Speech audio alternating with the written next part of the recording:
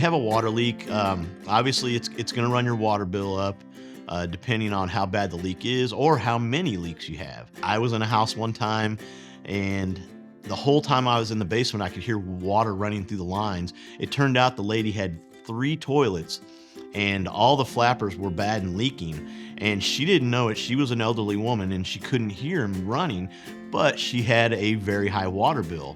And so once I told her, I was like, hey, I can hear water running the whole time. I found 3 toilets that were all running. We fixed those. And then she asked me, she's like, do you think that's why I have a high water bill?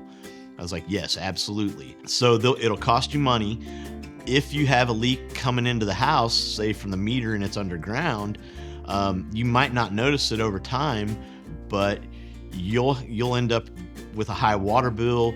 Sometimes that can cause problems also with the water line if it washes out of ground around it, or you'll have a big puddle in the middle of your yard. So we can track those down. A lot of times, if you shut the main valve off in the basement, and then if you go out to the meter, a lot of times there's a little red dial on the meter, and if that little red dial's still spinning and you've got the valve shut off inside the house, that means more than likely you've got a water leak underground.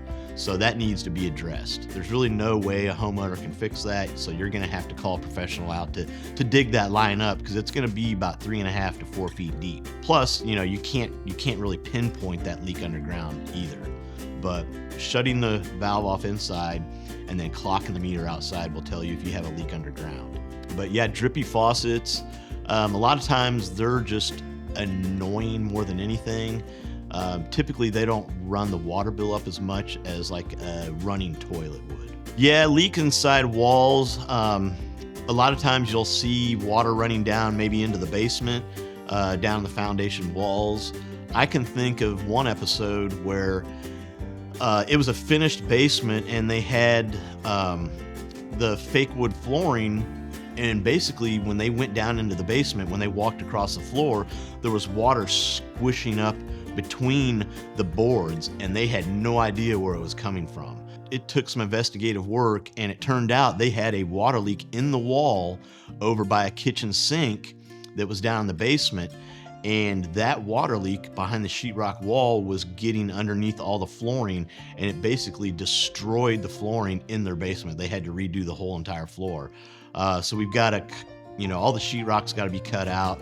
So a water leak in a wall, it can cause a lot of damage, and sometimes those can be hard to find also.